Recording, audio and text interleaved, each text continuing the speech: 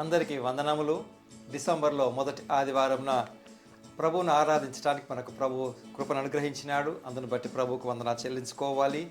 అంతేకాకుండా ఈ నెలలో మన రక్షణార్థమై క్రీస్తు ఈ లోకంలో శరీరధారిగా అవతరించినటువంటి ఆ యొక్క జన్మదినాన్ని కూడా మనం జ్ఞాపకం చేసుకుంటూ ఉంటుంటాము. కనుక ప్రార్థన చేసుకొని మనం ఆరంభించుకుందాం. ప్రేమ కనికరము కలిగిన ప్రియ పరలోకపు తండ్రి, ఇంతవరకు మీరు మమ్మల్ని కాచి కాపాడిన విధానమును బట్టి మీకు వందనాలు చెల్లిస్తూ ఉంటున్నాము.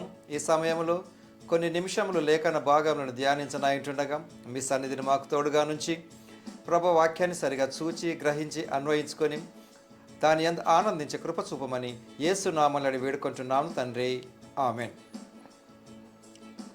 ఈ సమయంలో ఒక పాట పాడి మనం ప్రభువుని ఆరాధిద్దాం.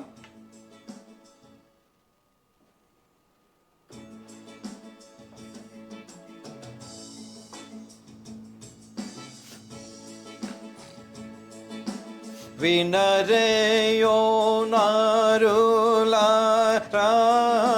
వేణోలం కింపు మీరా మనలారా క్షింప క్రీస్తు మనోజావతారుడై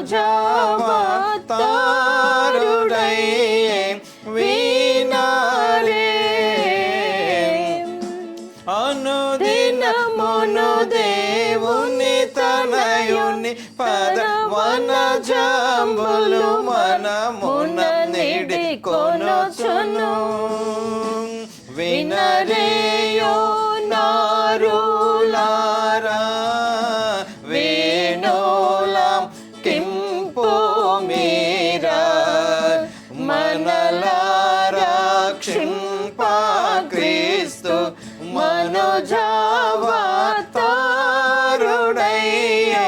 వినారే నరరూపు గుని ఘోరా నరకులారమని దురితాము పాపు దోడ దొరయౌ మరి యావర పుత్రుడు కరమరదగు కల్వారి గిరి కరిగని బురయాంబున ప్రభు కరుణను గణరే వినరేయో నారులారా వేణోల కింపు మీరా మనలారా క్షింప క్రీస్తు మనోజావతారుడై వినారే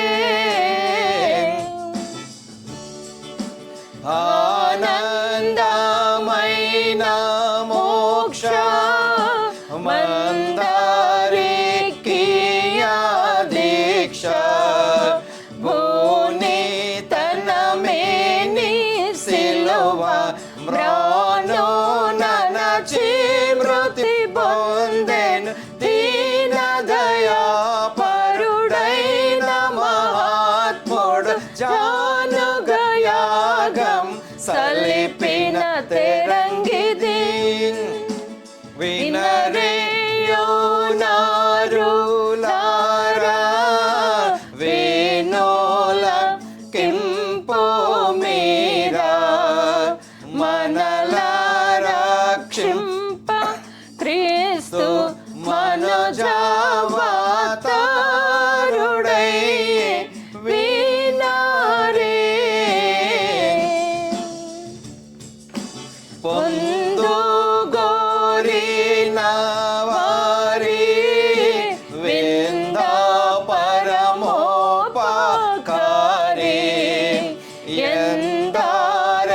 ఎందారెందారి పరమ నంద పదముందగ చేసెను అందమునంతన పొంది సురక్తము చిందెను భక్తుల టెందము గుందగా.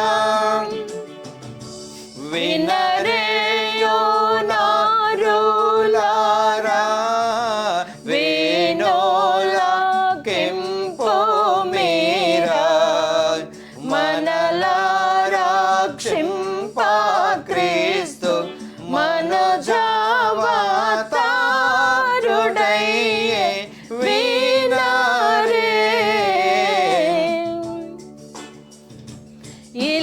మాయావాదులమాని ఇతడే సద్గురుడని తలపోసి చూసి మతిని చల భక్తిని గొలచిన వారికి నిలజనులకు గలు ముల నల్లరెడు దాని కుల కందరి సుఖ ములు మరియో సగును వినరేయో నారులారా వినోల తింపు మీరా మనలారా క్షింప క్రీస్తు మనోజావతారుడై వినరే దురితములన పావచి మరణమై తిరిగి లేచి నిరత మోక్షానంద సుందర మందిరమున కరుదుగా జన బిర బిర మనమందరమా కరుణ శరణిధి శరణమే శరణుని పోదము వినరేయో నారులారా వినోల కింపు మీరా మనలారా క్షింప క్రీస్తు మనోజావతారుడై వినరే.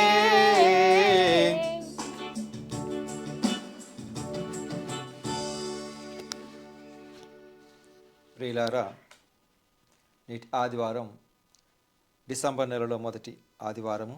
పైగా ఈ నెల క్రీస్తు జననం గురించి, అంటే ప్రవక్తలు ప్రవచించినటువంటి ప్రవచనాల గురించి, అంతేకాకుండా పరిశుద్ధ గ్రంథంలో ఇవ్వబడినటువంటి కొన్ని లేఖన భాగములను మనం ధ్యానించుకుందాం.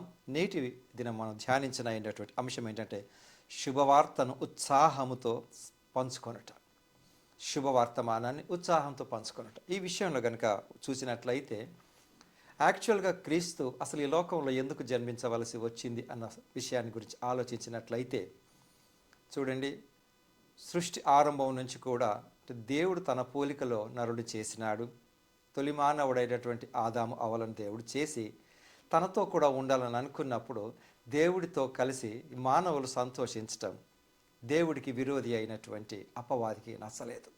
కాబట్టి ఈ అపవాది అన్నవాడు తండ్రి అయిన దేవుడితో ఉన్నటువంటి సహవాసాన్ని మాటల ద్వారా మోసపూచి ఆదాము అవల చేత పాపం చేయిస్తాడు. అదే పాపము ఈరోజు మనందరికీ కూడా సంక్రమించటం మూలంగా, ఈ పాపం మూలంగా దేవుడితో మనకు ఉండవలసినటువంటి ఆ యొక్క బంధం తెగిపోయింది.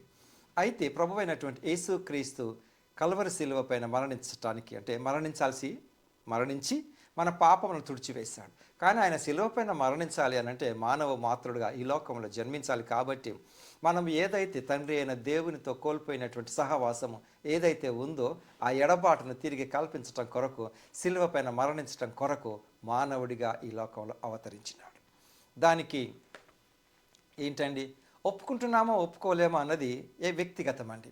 కొన్ని సత్యాలను నేను ఒప్పుకోనంత మాత్రాన సత్యం అవ్వకపోదు. కానీ సత్యాన్ని నేను ఒప్పుకుంటున్నానో లేదన్నది ఎవరికి కూడా బలవంతం కాదండి. ఎవరికి దేవుడిచ్చినటువంటి జ్ఞానం, ఆ జ్ఞానాన్ని పట్టే దానిలో మనం ఉంటుంటాం అంతే. ఇప్పుడు ఇక్కడ కనుక చూసినట్లయితే ఈ యొక్క శుభవర్తమానాన్ని మొట్టమొదటగా, అంటే ఈ యొక్క పాత నిబంధనలకు అంత కాలంలో అంతా కూడా ఇక్కడ నిర్గమాకాండము 2వ అధ్యాయంలో కనుక మనం చూసినట్లయితే, నిర్గమాకాండము 2వ అధ్యాయం 1 నుంచి 10 కనుక చూసినట్లయితే మోషే యొక్క పుట్టుక గురించి ఇక్కడ మనం చూస్తాం. 2వ అధ్యాయంలో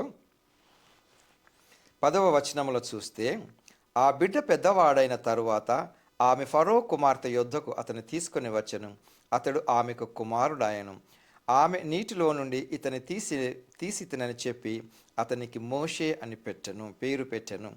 తరువాత ఈ మోషే చేసినటువంటి క్రియలు ఏంటి అంటే, ఆ దినములలో మోషే పెద్దవాడై తన జనుల యొద్దకు పోయి వారి భారములను చూచెను. అప్పుడు అతడు తన జనులలో ఒక హిబ్రీన్ ఒక ఐగుప్తుడు కొట్టగా చూచెను.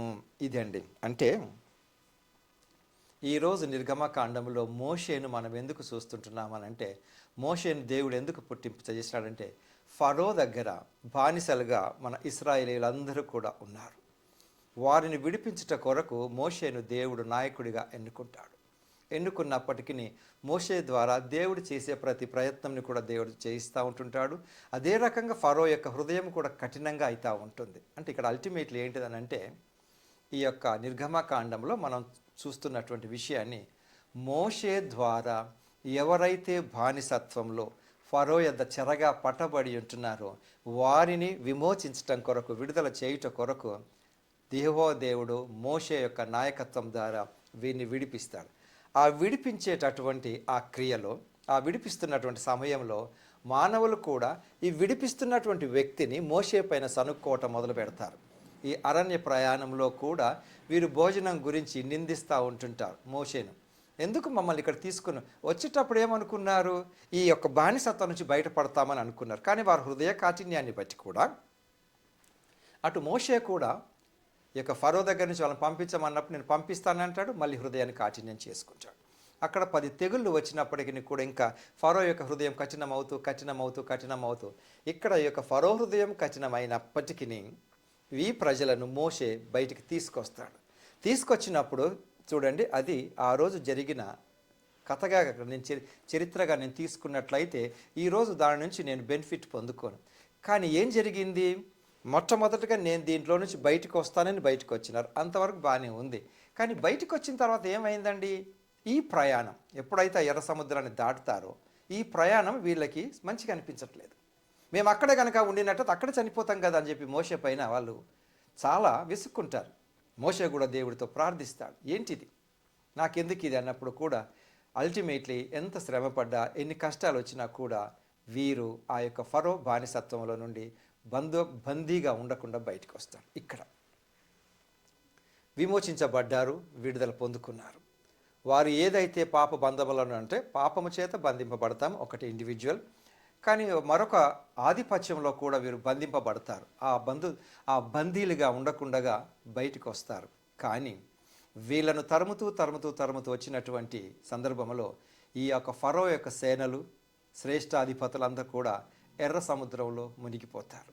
కాబట్టి ఫ్రెండ్స్, ఈ డిసెంబర్ మాసంలో క్రీస్తు జననాన్ని గురించి మనం వింటున్నప్పుడు గ్రహించవలసిన సత్యం ఏంటంటే, నాకు తప్పకుండా విడుదల ఉంది, పాపముల నుండి నాకు విడుదల, అదే క్రీస్తు జననం. దాన్ని నేను పంచుకుంటూ ఉంటుంటున్నాను. కాబట్టి ఈ సత్యాన్ని ఎవరైనా నాకు పంచుతుంటున్నప్పుడు ఒక్కొక్కసారి నాకు నచ్చకపోవచ్చు, ఇదేదో నాకు సంబంధించింది కాదు అని అనుకునేటటువంటి ఆలోచన మనసులలో కలగటం సహజమే. అయినప్పటికీ ఫ్రెండ్స్, క్రీస్తు లోకంలో ఉన్న ప్రతి పాపిని రక్షించడానికి వచ్చినాడు, అది వాస్తవం. నేను దాన్ని ఏ రకంగా రిసీవ్ చేసుకుంటున్నాను అది నా పైన ఆధారపడి ఉంది, అంతేగాని ఆయన బలవంతంగా నా మనసులోకి ఏమి రాడు. ఆయన యేసు ప్రభువు తన పరిశుద్ధ గ్రంథములు చెలవిచ్చినట్టుగా చెప్పినది ఏంటంటే, మీ హృదయాన్ని నేను తడుతాను, ఎవరైతే తలుపు తీస్తారో వారి దగ్గరే నేను ఉంటానని సెలవిచ్చి ఉంటున్నాడు. కనుక ఫ్రెండ్స్, ఈ క్రిస్టమస్ రోజులలో నిజానికి క్రీస్తు అసలు ఈ లోకానికి రావడానికి కారణం ఏంటి అని అంటే, నేను ఏదేను తోటలో అపవాది చేత మోసపరచబడి దేవుడి నుండి ఉండేటటువంటి శాంతి, సమాధానం, నెమ్మది, ప్రశాంతత ఆయన సన్నిధిలో గడపటం కోల్పోయినాను. తిరిగి అది నాకు ఇవ్వటానికి యేసు ప్రభు ఈ లోకానికి వచ్చినాడు, అది వాస్తవం. ఆ రోజు ఏ రకంగానైతే అపవాది అన్నవాడు తండ్రి నుండి ఆదాము అవలను దూరం చేయటానికి మోసపరచినాడో, అదే అపవాది ఇప్పటి వరకు కూడా లోకంలో ఉండి అనేకులను మోసపరచడానికి ప్రయత్నం చేస్తుంటున్నాడు. కనుక నేను జాగ్రత్తగా ఉండి సత్యమైనటువంటి వాక్యాన్ని స్వీకరించే కృప దేవుడు మనకు అనుగ్రహించినట్లు కూడా మనం సిద్ధపడి ఉండాలి. అంతేకాదండి, అపొస్తలుల కార్యంలో కనుక చూసినట్లయితే, అపొస్తలుల కార్యములు 9వ అధ్యాయం, అపొస్తలుల కార్యము 9వ అధ్యాయంలో 10 నుంచి మనం కనుక చూసినట్లయితే 18 వచనముల వరకు, అననీయ అనే ఒక మనుష్యునికి, అంటే యేసు ప్రభు యొక్క శిష్యుడు ఆయన, అననీయ అని ఒక శిష్యుడు, అతనికి దర్శనమందు సౌలు గురించినటువంటి దర్శనం కనపడుతుంది. ఇక్కడ ఆ యొక్క ప్యాసేజ్ ఏంటంటే, అపొస్తలుల కార్యం 9వ అధ్యాయములో సౌలు క్రైస్తవులను పిలువబడుతున్నటువంటి వ్యక్తులను సంహరించడానికి ఆయన పత్రికలు పుచ్చుకొని, అంటే అథారిటీ లెటర్స్ అనమాట, జీవోలు తీసుకొని వెళుతున్న సమయంలో ఆయనతో ముఖాముఖిగా అంటే యేసు ప్రభు ఆ యొక్క ఇసుకలో తుఫాను చెలరేగి సౌలు కింద పడిపోతాడు. ఎవరికి ఏం అగపడదు. సౌలు తన చూపు కోల్పోతాడు. సౌలు తన చూపు కోల్పోయినప్పుడు సౌలు చూపు కోల్పోయినట్లుగా అననీయ అనే శిష్యునికి బయలుపరిచి, దేవుడు తన దర్శనంలో బయలుపరిచి ఆయన దగ్గరికి వెళ్ళి నువ్వు ప్రార్థన చేయొచ్చు. అసలు అదేంటండి అంటే, అసలు ఆయనకు చూపు పోకుండానే దేవుడు ఆ పని చేయకుండా ఉండొచ్చు కదా, కానీ ఆయన చూపు కోల్పోయినాడు. ఏంటి ఆ ఉద్దేశం అంటే, నా స్వార్థంతో ఒకటి జరగకూడదని ఆయన అనుకున్నాడు. ఏంటి? క్రీస్తును ఎవరు ఎరిగి ఉండకూడదు, క్రీస్తును ఎవరు అంగీకరించకూడదు, అసలు ఆయనకు విలువ ఇవ్వకూడదు అని సౌలు పట్టుబట్టాడు. సౌలు పట్టుబట్టి క్రైస్తవులని పిలువబడుతున్నవారు ఆడ ఏమి మగ ఏమి పిల్లలు అందరిని చంపటానికి ఆయన ఎంత కక్షతో ఉన్నాడంటే, ఎంతో. దాని మూలంగా అంటే దాని అర్థం ఏంటి? అక్కడ నువ్వు ఏదైతే సరైన నీతి యథార్థత కలిగినటువంటి పని చేయకుండా ఉండాలనుకుంటావో దాని పర్యవసానం నువ్వు పొందుకుంటావు. అక్కడ సౌలు చూపు కోల్పోతాడు. అంటే చూపు కోల్పోకుండా కూడా దేవుడు ఆయనకు దర్శనం ఇచ్చి నేనేనయ్యా నువ్వు వెళ్ళి నా గురించి ప్రకటించు అని చెప్పింటే సౌలు విని ఉండేవాడు కాదేమో. అందుకని సౌలుకి ఏం చేసినాడు? తన చూపు కోల్పోతాడు. అంటే నీ మూలంగా ఇతరులకు కావాల్సినటువంటి జరుగుతున్నటువంటి పర్యవసానం ఏంటో సౌలుకు ప్రత్యక్షంగా జరుగుతుంది. అది అప్పుడు సౌలుకు చూపు కోల్పోతాడు. ఏం జరుగుతుందో మిగతా శిష్యులకు తెలియదు, అంటే సౌలు శిష్యులకి. అప్పుడు యేసు ప్రభు పిలుస్తాడు, సౌలా సౌలా అంటాడు. నువ్వెవరు అంటాడు. ఎవరు ప్రభు అంటే అప్పుడు యేసు ప్రభు ఏమంటాడు? నీవు హింసించుచున్న యేసును అంటాడు. అంటే ఏంటి? నీవు ఇండైరెక్ట్గా నా నామమును ఎరిగిన ప్రజలను నువ్వు హింసిస్తున్నావు కనుక ఆ వ్యక్తిని నేనే అంటాడు. అప్పుడు ఆ యొక్క ఇసుక దాంట్లోనే అప్పుడు సౌలు నేల మీద పడి, సౌలా సౌలా నీవేళ నన్ను హింసించుతున్నావని తనతో ఒక స్వరము పలుకుట వింటిని. 4వ వచనం. ప్రభువా నీవెవడవని అతడు అడగగా ఆయన నేను నీవు హింసించుచున్న యేసును అంటాడండి. చూడండి, అంటే ఇక్కడ 3 పార్టీలు మనకు కనపడతా ఉన్నాయి. ఒకటి సౌలు, రెండవది సౌలుచే హింసింపబడుతున్న వ్యక్తులు, అంటే క్రీస్తుని ఎరిగిన వ్యక్తులు, అది సెకండ్ పార్టీ. థర్డ్ పార్టీ ఎవరండి? యేసు ప్రభు శిష్యుడైనటువంటి ఒక అననీయ. ఇక్కడ 3 వ్యక్తులను కలిపి ఎవరెవరు ఏదేదైతే కోల్పోతున్నారో వారికి తిరిగి ఇవ్వటం కొరకే నేను ఈ లోకానికి వచ్చినానని యేసు ప్రభు చెప్తా ఉంటాడు. ఇక్కడ సౌలు చూపు కోల్పోయినాడు, ఏం చూడటం లేదు. అది ఎవరి ద్వారా కలిగింది? యేసు ప్రభువుని అంగీకరించి ఆయన కొరకు శిష్యుడిగా ఉన్న అననీయాని తన ద్వారా. మరి ఆయనకు చెప్తాడు నువ్వు వెళ్ళి ప్రార్థన చేయమని. అంటే అప్పుడు అననీయ అంటాడు, సార్ ఆయన గురించి మనకి ఎందుకండి, ఆయనని క్రిస్టియన్స్ అందరినీ కూడా సతాయిస్తున్నాడు కదా, విసిగిస్తున్నాడు కదా, చంపుతున్నాడు అన్నప్పుడు మరేం కంగారు లేదు, నువ్వు వెళ్ళు, ఆయనకు జరగాల్సింది జరిగిపోయింది, అయిపోయింది. అయితే అపోస్తలుల కార్యం 9:17 వచనములో అననీయ వెళ్ళి ఆ ఇంట ప్రవేశించి అతని మీద చేతులుంచి, సౌలా సహోదరుడా, నీవు వచ్చిన మార్గములో నీకు కనబడిన ప్రభువైన యేసు నీవు దృష్టి పొంది పరిశుద్ధాత్మతో నింపబడినట్లు నన్ను పంపి ఉన్నాడని చెప్పాను. అంటే నీవు దృష్టి పొంది అంటే నువ్వు కోల్పోయినది తిరిగి పొందుకుంటావు అని అర్థం. ఫ్రెండ్స్, వాక్యం వింటున్న మన అందరం కూడా గ్రహించవలసింది ఏంటంటే, నేను కోల్పోయింది పొందుకుంటాను. నేను కోల్పోయినది పొందుకొనుటకు ఇవ్వటం కొరకే యేసు ప్రభు ఈ లోకంలో అసలు డేట్స్ అవి ఇవన్నీ పక్కకు పెట్టండి, ఈ లోకంలో జన్మించినాడు. కాబట్టి ఆ సత్యాన్ని నేను గ్రహించి ఆ ఆనందాన్ని నేను పంచుకుంటున్నప్పుడు, పొందుకున్నప్పుడు, ఇతరులకు పంచగలిగినప్పుడు అది క్రీస్తు పుట్టుక. సెలబ్రేషన్స్ అందరూ చేసుకోవచ్చండి. యేసు ప్రభు నా హృదయంలో లేకుండా కూడా నేను సెలబ్రేషన్ చేసుకోవచ్చేమో, కానీ ఈ యొక్క వాక్యం యొక్క ముఖ్య ఉద్దేశం ఏంటంటే, ఆయన ఏదైతే నువ్వు కోల్పోయినావో అది తిరిగి నువ్వు పొందుకొనుట కొరకు యేసు ప్రభు ఈ లోకానికి వచ్చినాడు. ఇక్కడ నిర్గమకాండంలో ఏదైతే ఇశ్రాయేలీయులు పొందుకున్నటువంటి స్వాతంత్ర్యాన్ని అక్కడ కోల్పోయినారో తిరిగి వాళ్ళు పొందుకోవడానికి వచ్చేస్తారు. కానీ తిరిగి మనుషుల స్వార్థం మూలంగా సనుక్కోవటం అది జరిగింది. బట్ స్టిల్ ఆ యొక్క పాలు తేనెలు ప్రవహించే దేశం కొరకు మోషే ఎన్నో ప్రయత్నాలు చేస్తాడు. దేవుడి ప్రణాళికలో నువ్వు కోల్పోయింది తిరిగి పొందుకుంటాం, అది నీకు ఇవ్వటం కొరకు. ఇందులో అతి ముఖ్యంగా చెప్పాలి అంటే ఏంటండి? కోల్పోయింది పొందుకోవటం అంటే ఆదికాండము 3వ అధ్యాయంలో ఏ రక్షణనైతే నువ్వు కోల్పోయినావో, ఏదైతే దేవుడితో సహవాసం కోల్పోయినావో అది తిరిగి నువ్వు పొందుకోవటం కొరకే యేసు ప్రభు ఈ లోకానికి వచ్చిన అదే శుభవార్త. కానీ ఆ శుభవార్త నాకు ఎలా నచ్చుతుందో అది వ్యక్తిగతం.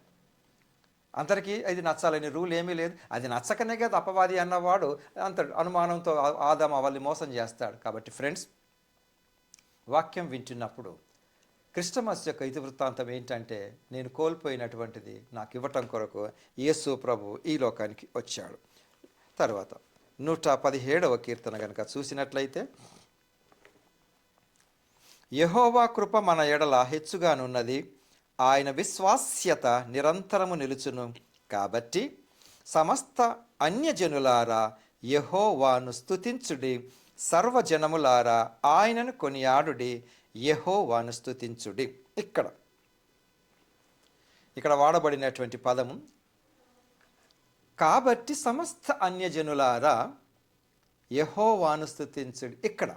ఇక్కడ ఇచ్చినటువంటి ఒక ఆధిక్యత ఘనత ఏంటంటే, నేను కూడా ఈ యొక్క ప్రభువును స్తుతించొచ్చా అనే అనుమానం రావచ్చు. కొద్దిసార్లు కొద్దిమంది అనుకుంటూ ఉంటుంటారండి, సరదా మాయకత్వం ఏంటి పక్కకు పెడదాం కాసేపు, మేము కూడా ఈ దేవుణ్ణి ఆరాధించవచ్చా, మేము కూడా ఈ దేవుణ్ణి పూజించవచ్చా, మేము కూడా ఈ దేవుడికి ప్రార్థించవచ్చా అనే అనుమానాలు కొన్ని సందర్భాలలో చెలరేగుతూ ఉంటాయి. అది సహజం. వారికి ఈరోజు శుభవార్త, అంటే ఈరోజు అని కాదు వినే ఉంటారు, బట్ ఈ నెలలో ఉన్నటువంటి శుభవార్త ఏంటంటే, అన్యజనులారా అనే పదం దానికి ఉద్దేశం ఏంటంటే, నాకు సంబంధించింది కాదు అని నేను అనుకున్నప్పుడు నేను అన్య జనాంగం అవుతాను. అది నాకు సంబంధించింది కాదు అని నేను అనుకున్నప్పుడు నేను అన్యజనం. కానీ నాకు ఇస్తున్నటువంటి శుభవర్తమానం ఏంటంటే, నువ్వు అన్యజనుడు నువ్వు అనుకుంటున్నావు కాబట్టి నీవు కూడా ఆయన్ని స్తుతించవచ్చు అన్న శుభవార్త నాకుంది. అప్పుడు ఆ కోల్పోయినటువంటి శాంతి, సమాధానము, నెమ్మది నేను పొందుకుంటాను. అదండి. కాబట్టి ఫ్రెండ్స్, ఈ యొక్క యేసు ప్రభు యొక్క పుట్టుక కేవలం ఎవరికో కొద్దిమందికే మాత్రం కాదండి. యేసు ప్రభు ఈ లోకంలో జన్మించినప్పుడు దేవదూత గొల్లలకు ప్రత్యక్షమై ఏమంటాడు, ఇదిగో ప్రజలందరికీ కలగబోవు మహా సంతోషకరమైన సువర్తమానము నేను మీకు తెలియజేయుచున్నాను. అది కాబట్టి నేను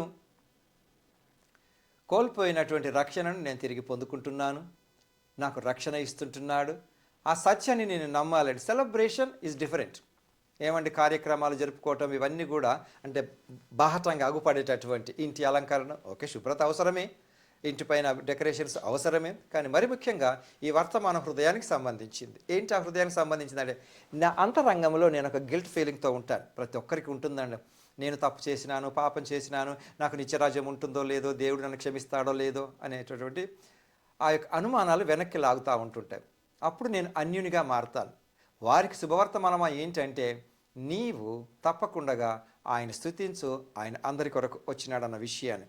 అదే రకంగా లూకాసు వార్త 1వ అధ్యాయంలో కనుక చూసినట్లయితే, ఇక్కడ గాబ్రియేలు దూత మరియమ్మకు ప్రత్యక్షమైన తర్వాత జరిగిన కొన్ని సంఘటనలు. ఈమె తన బంధువురాలైనటువంటి ఎలిజబెత్ దగ్గరికి వెళ్తుంది. అప్పుడు 46వ వచనం, 1:46, అప్పుడు మరియా ఇట్లా, నేను నా ప్రాణము ప్రభువును గణపరచుచున్నది, ఆయన తన దాసురాలి దీనస్థితిని కటాక్షించెను, నా ఆత్మ నా రక్షకుడైన దేవుని ఆనందించెను. ఇది శుభవర్తమానం.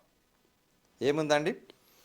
నా ఆత్మ నా రక్షకుడైన దేవుని యందు ఆనందించుచున్నదని ఈ శుభవర్తమానాన్ని కన్య అయిన మరియా తన బంధువురాలైనటువంటి ఎలిజబెత్ దగ్గరికి ఈ వర్తమానం తీసుకెళ్తుంది. ఇది శుభవర్తమానం. తనకు చెప్తుంది, తనకు మొత్తం అంత అంటే అన్ని మిగతా విషయాలని కొంచెం ముందుకే ఉంటాయి. కానీ ఈరోజు మరియమ్మ ఎలిజబెత్కి ఇచ్చినటువంటి వర్తమానం ఏంటంటే, నా ప్రభువు నా రక్షకుని యందు నేను ఆనందిస్తున్నానన్న శుభవర్తమానాన్ని తన బంధువురాలైనటువంటి ఎలిజబెత్కు అందిస్తుంది. ఫ్రెండ్స్, కాబట్టి ఈ మాసంలో చాలామంది క్రీస్తు పుట్టుకను నాకు సొంత రక్షకుడిగా ఆయన ఈ లోకంలో జన్మించినాడన్న వర్తమానాన్ని అనేకులకు ప్రకటించటమే శుభవర్తమానం. నాది నాలో పెట్టుకుంటే నేను ఇతరులకు అందించినవని కాదు. సరే, అవతల వ్యక్తి ఏ రకంగా రిసీవ్ చేసుకుంటున్నాడు అన్నది అది వాళ్ళ ఇష్టం అండి. నా సంగతి నాకు నేను చెప్పుకుంటున్నాను. కాబట్టి అప్పుడు ఈ మరియ గురించి ఎలిజబెత్ పలికిన మాటలు కూడా మనం చూడాలి. తర్వాత అప్పుడు సర్వశక్తిమంతుడు నాకు గొప్ప కార్యములు చేసిన గనుక ఇది మొదలుకొని అన్ని తరముల వారు నన్ను ధన్యురాలని యుందురు, ఆయన నామము పరిశుద్ధము, ఆయనకు భయపడు వారి మీద ఆయన కనికరము తరతరములుండును. ఇదండి, ఎవరైతే దేవునికి భయపడతారో వారిపైన ఆయన కనికరము తరతరములు. కాబట్టి ప్రియులారా, గుడ్ న్యూస్ ఏంటంటే, నీకు ఒక ఆప్షన్ ఇచ్చాడు దేవుడు. నీవే గనక ఆయనకు భయపడినట్లయితే ఆయన కనికరము తరతరముల పైన ఉంటుంది అన్నది దేవుడి యొక్క ఆశీర్వాదం. ఇది శుభవర్తమానం. కాబట్టి ఈ శుభవర్తమానాన్ని మరియమ్మ ఎలిజబెత్ దగ్గరికి తీసుకెళ్ళి మాట్లాడుకుంటూ ఉంటుంది. కాబట్టి ఫ్రెండ్స్ చూడండి, ఈ నెలలో డిసెంబర్ 25న క్రీస్తు పుట్టుకను జరుపుకుంటూ ఉంటుంటారు ప్రపంచంలో కొన్ని దేశాలు.